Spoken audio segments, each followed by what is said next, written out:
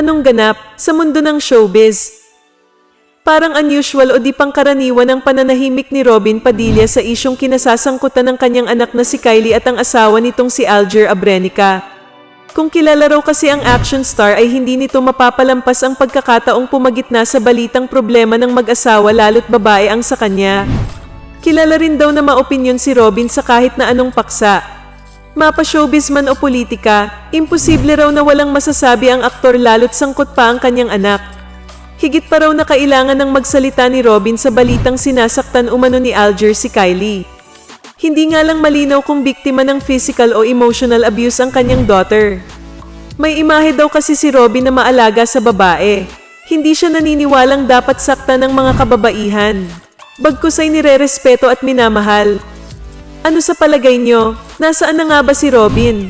Hindi kaya busy dahil nachichismis sa pagbubuntis ni Mocha? Salamat sa panonood ng Artista PH YouTube channel. Huwag kalimutang mag-comment, mag-share at mag-subscribe.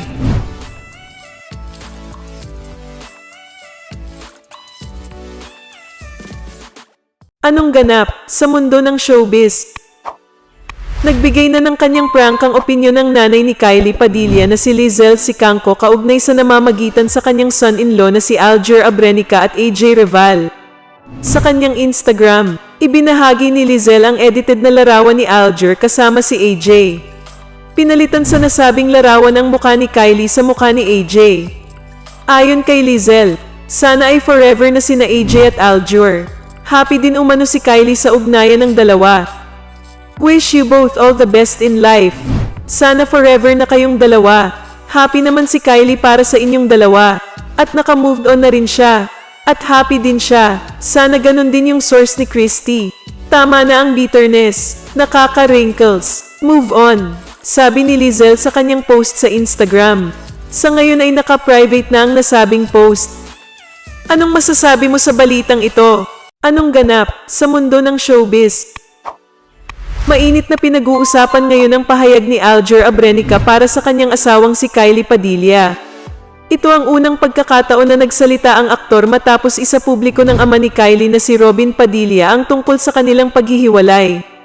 Hinamon ni Alger si Kylie na sabihin kung sino talaga ang unang nagloko at kung sino ang sumira ng kanilang pamilya at naging dahilan ng pagsuko umano ni Alger sa kanilang pamilya. Break ang silence. Kylie, please tell them the truth. Don't hide and disguise your comments. Statement for your self-gain. Tell them who cheated first. Tell them who wrecked our family. Tell them why I gave up on you, not on our family. Humingi din siya ng dispensa kung hindi niya na umano napigil ang magsalita kahit pa may usapan silang huwag nang magsalita sa publiko. The people deserves to know. I have no hate for them despite of all the attacks and accusation they have towards me.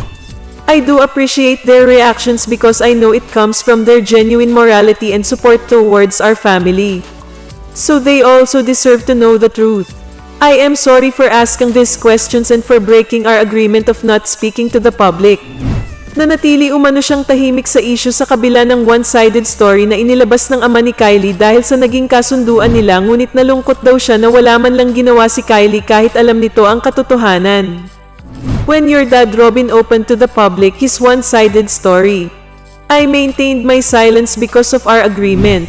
But now that people who supports us still throw accusations and reading your statements, it breaks my heart that you can sit still despite of the truth. Tell them who cheated first. Tell them who are you with right now. Have the courage to settle this. Tell your dad the truth. If not for them, do it for our children. After so many years, will you allow our children let them believe this story that you and dad left for me? At first it was fair for me to take all the blame. Is it also fine with you guys to let the innocent be attacked with false accusations?